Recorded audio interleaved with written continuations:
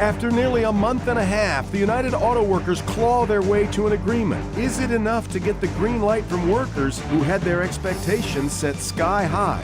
And after 2 weeks of congressional paralysis, we again have a Speaker of the House. So how likely is a government shutdown now?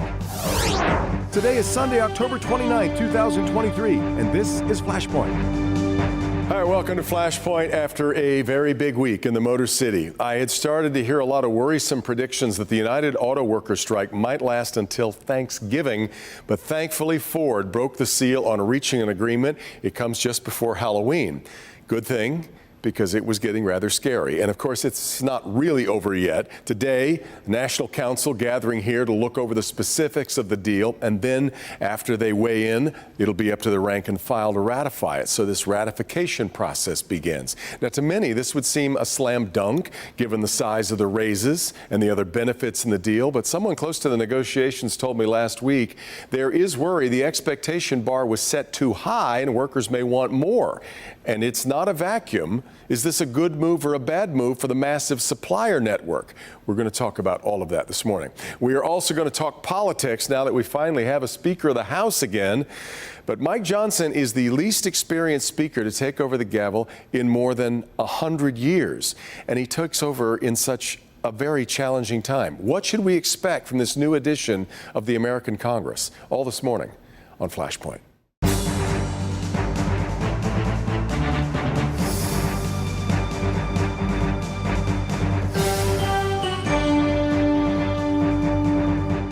Let's start with a light that is finally breaking at the end of the tunnel in the UAW strike. Here to talk about it, Sandy Barua, CEO of the Detroit Regional Chamber. Joanne Muller is the auto reporter for Axios, and John McElroy is here from AutoLine.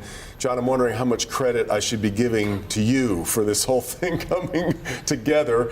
I think it was 2 days before the announcement was made. You posted a video. I've never quite heard you talk as stridently as you did against the way things were going, and you were you'd kind of had enough of the way Sean Fain had been delivering through this. Yeah, you know, a couple of things. And I've made it very clear from the very beginning. I support the workers and everything that they're getting. They deserve this package.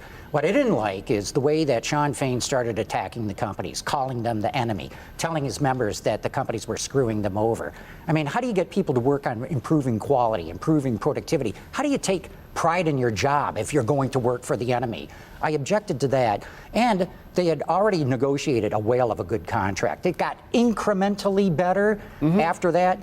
But we're starting to see damage in the supplier industry. We're starting to see damage with dealers in terms of being able to service cars, and customers being inconvenienced, and other workers who are not in the union at all getting laid off and losing their income. They're going to have to, or have probably gone on unemployment, but you know, that doesn't make up the difference.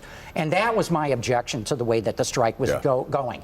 It's damaging the industry. And you know, we are so dependent on the automotive industry in Southeast Michigan. We lose this, we're cooked. It reminded me of Walter Cronkite, and when you lose Cronkite, you've lost the country. When you lose McElroy, it's time. Joanne, but there is this fine line that the UAW. It's the old thing about don't kill the golden goose, the goose that lays the golden eggs. You want to get everything you can without damaging your benefactor.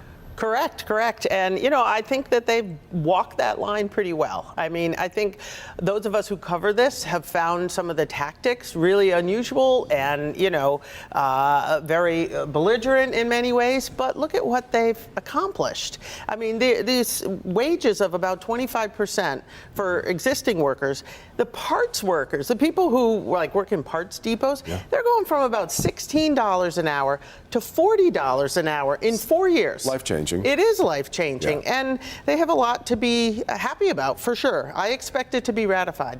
Sandy, you also, you were on it earlier than John was, dispatching missives that were very critical of what this process was costing us. Now that we seem to be, and we'll talk in a minute about the likelihood of it being done, but now that we seem to be there, is it irreparable damage, or now can we move forward? We don't know yet. So we've had about $10+ billion, according to Anderson Economic Group, in lost economic activity. We're not going to get most of that back, right? And that is small business owners, big business owners, residents, we're not going to get that back. So that's number one.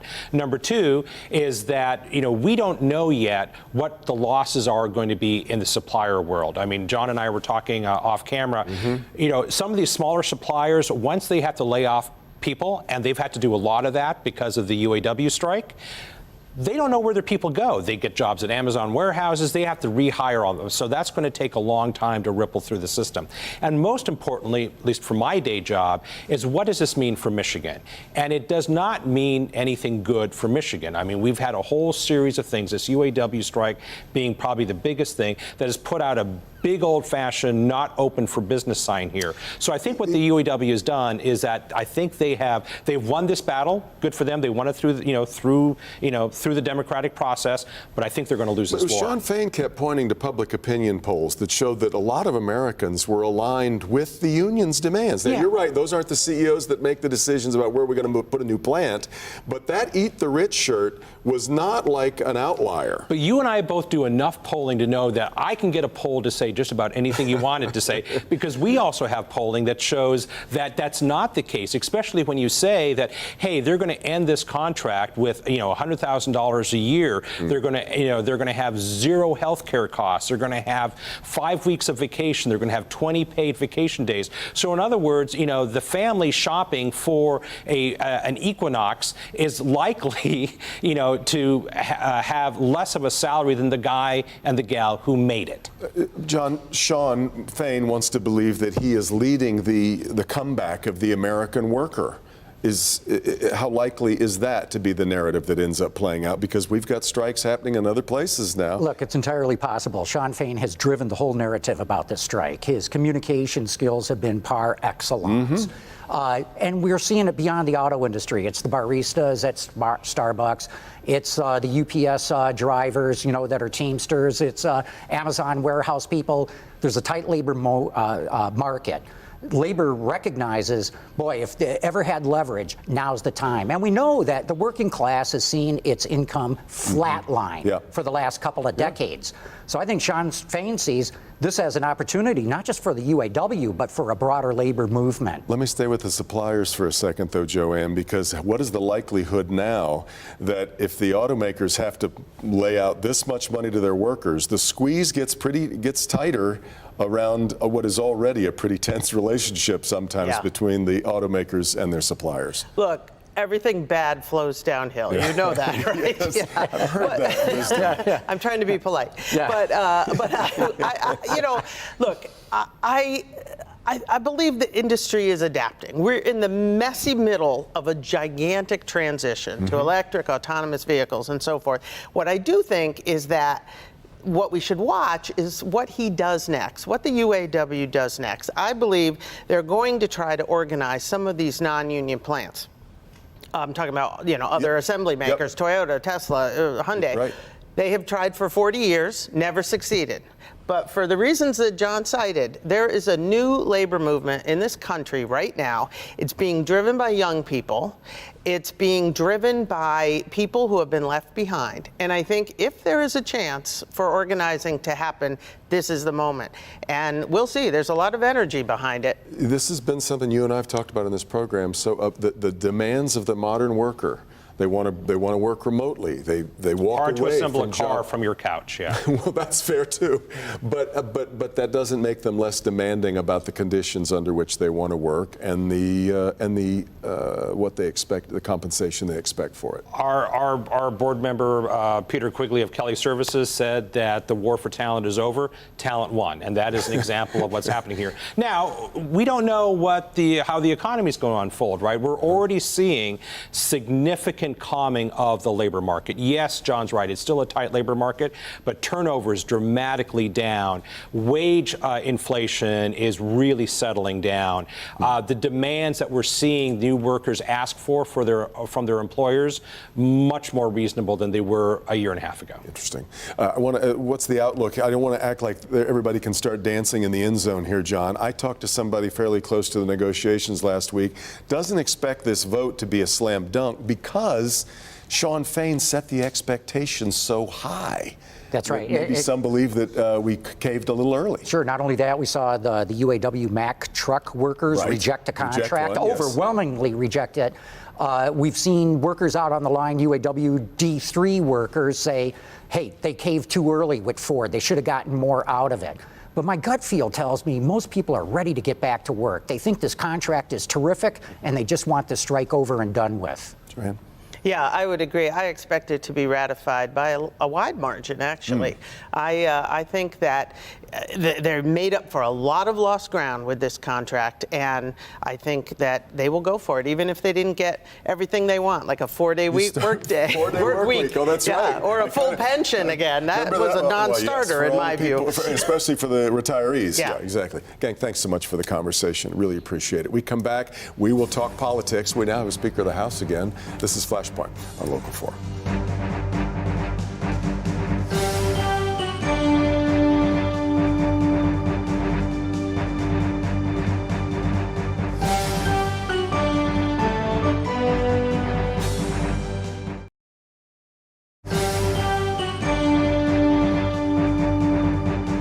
Welcome back. We now have a Speaker of the House, finally a rudder back on the good ship Congress. We'll find out how seaworthy the boat is. If you're Mike Johnson, the good news is you're now Speaker. The bad news is you are now Speaker against so many headwinds. Let's talk about that with Jason Rowe, the head of Rowe Strategic. Portia Roberson back with us, the CEO of Focus Hope. Jill Alper heads Alper Strategies and Media, and Nolan Fenley is the editorial page editor of the Detroit News. Nolan, let me start with you. Okay. We watched a lot of sausage being made. This was a pretty bloody affair. Yeah. What's your feeling and sense of the outlook from here? Well, I mean, it's definitely a positive we have a speaker, because we couldn't have the House paralyzed the way it was with so many things that need to be done. Whether Mike Johnson can rise to the job, I'm not sure. I mean, that motion to vacate that did in Kevin McCarthy, still in place. How much freedom Mike Johnson's going to feel he has to actually make deals across the aisle. And we're going to need some deals made over the funding for Ukraine and Israel. He's an American firster. That should cheer sort of the radical wing of the Democratic Party. But I don't know how good it's going to be for America's interests in the Middle East and in the Ukraine if he won't make a deal on funding. And of course, we have the government shutdown coming up. Jason, this was fascinating to me. When his name first started getting kicked around, everybody had to run to Google to figure out who in the heck is Mike Johnson. He's the least experienced speaker in about 140 years. Turns out that having not much of a resume was the only resume that could get you through this election and nominating process. He is a bit of a blank canvas, and I do think that's going to be advantageous, and I think you're right. I think, with people like McCarthy and Jim Jordan, when you've been there as long as they've been there, that's plenty of time to rack up a few enemies, because if you've done anything in leadership, you've made somebody mad. Yeah. And since he hasn't really been in a formal leadership position, he's chaired the Republican Study Committee, which is one of the conservative caucuses. He's the vice chairman in leadership, so not quite in the firing range of the rest of his colleagues, but just out of sight there. So I think it will be beneficial to him to consolidate, and he did get unanimous support within the conference, and so far a few people weren't able to do that. Jill and Portia, I'm wondering if he is enough of a blank canvas for you, because what we do know is that he was an election denier, was in fact legally an advisor to Donald Trump on that. Anti-abortion, has referred to abortion as a Holocaust, I believe. Has a lot of problems with LGBTQ rights. What is your sense of it? He wants to gut Social Security and Medicare. He wants a national abortion ban. He was the chief architect of the election denier movement within the House. So with all due respect to my friend, I don't think he's a blank canvas. I think he is a MAGA Republican. He is in Donald Trump's inner circle. And he's either going to take orders or there's going to be more chaos. And that's a bad thing for our country when the world is burning. Was there a path for somebody else, though, for somebody not with the credentials you just mentioned to be Speaker? Well, I agree here. And it's sadly, maybe they had to go to the lowest common denominator. And they had to rally because they had been so dysfunctional for 3 weeks around one person just to get it done. Portia, what are your thoughts? I mean, the decision, I think Jill is absolutely spot on. The decision was just, let's get somebody, because now we're putting at risk Donald Trump's next run for president, because we've shown ourselves to be completely dysfunctional and we can't agree on anybody. So let's find somebody who we think has... One Republican last week said he's a warm body. Right. That's basically what it was. That's the best that they could do. The problem is going to be, with or without some sort of resume, the reality is what Nolan said. They still got this opportunity to get rid of him the moment he makes a deal with anyone. The basis of Congress is to be able to work across the aisle and get something done. So they're still in a position where the guy that they found, that they elevated to Speaker of the House, now is in a position where he either takes direct orders from Donald Trump and the MAGA Republicans, or he does absolutely nothing and tries to make a deal with somebody, and then they vote him out, and they're right back where they started. But if Republicans boot another speaker before the next election, I think 2024 is going to be a disaster. They've got time now to get over what they just went through between now and the next election. Do you think if they cares enough about the 2024 election to not boot the next speaker if he doesn't do he what might care enough about his own survivability or future. I mean, he's running for governor in Florida, I think, and if he's painted as too much of an obstructionist, I think he hurts himself. But That seems to be his brand. they had a good choice, I think, in Emmer out of Minnesota.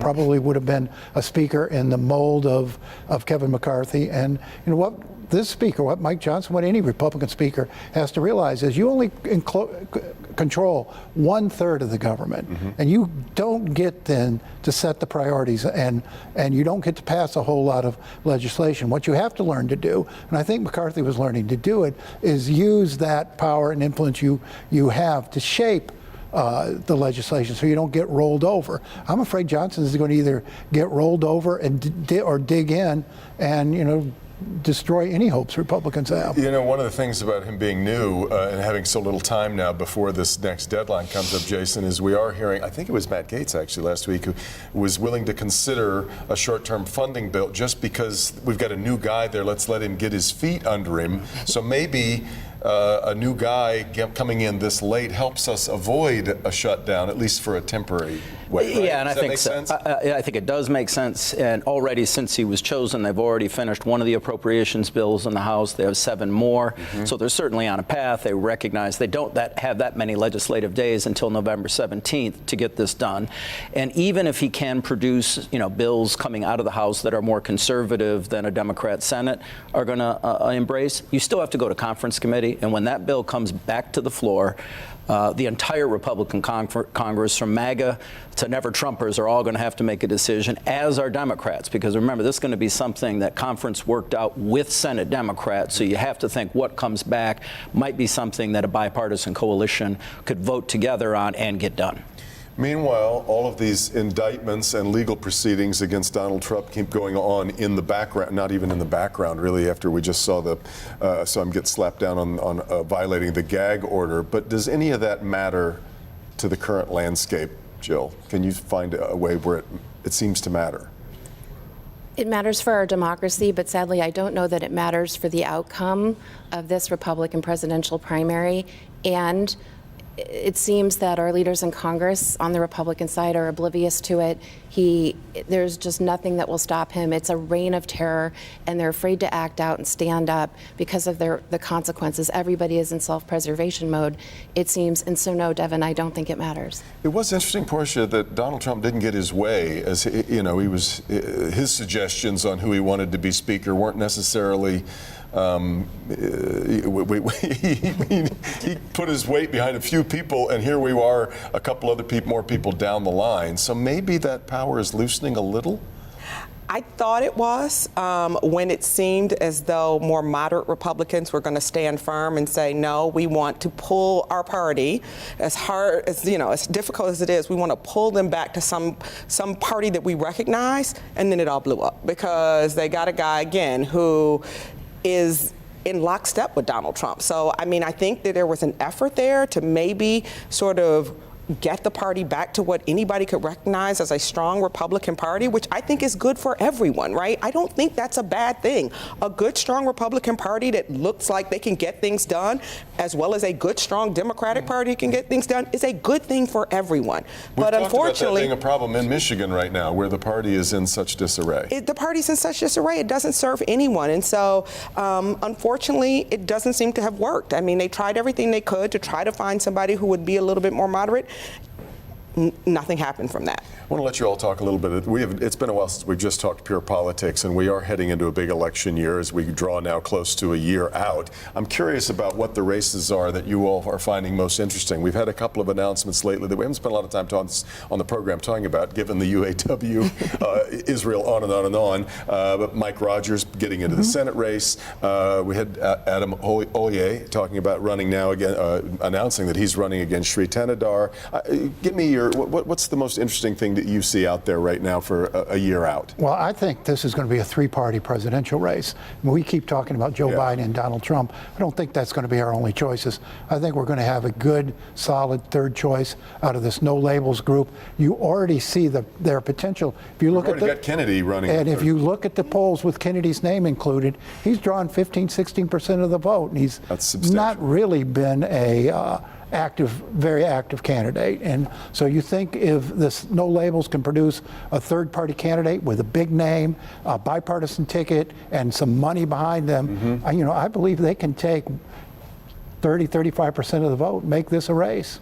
That would be considerable. But once again, we don't see a third-party candidate having a chance to win, only affecting other races. I don't think that's true this time. I think there's enough people out there who say, I can't vote for Donald Trump, I can't vote for Joe Biden. I think this, if we're ever going to see it, this is the year. Jill, I see skepticism on your face. Right. Look, it's a fight that has to be had, right? And there are people who are saying they're not satisfied with their choices. I think as this choice comes, though, into focus, just much like with Ross Perot, this is going to sort of fizzle out and be discarded with because the debate will happen.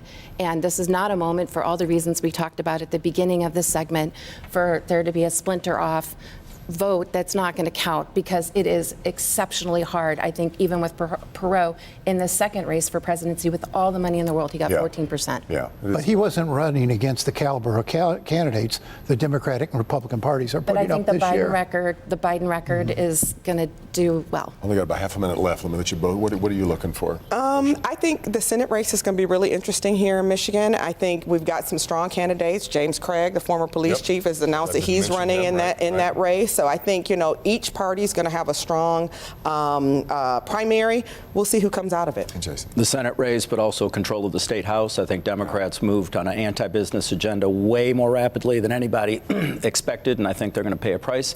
And then Michigan 7, the open Alyssa Slotkin seat between Tom Barrett and Curtis Hertel. Yeah, got to get to a break. Thanks, gang, very much. We'll wrap things up right after this on Flashpoint.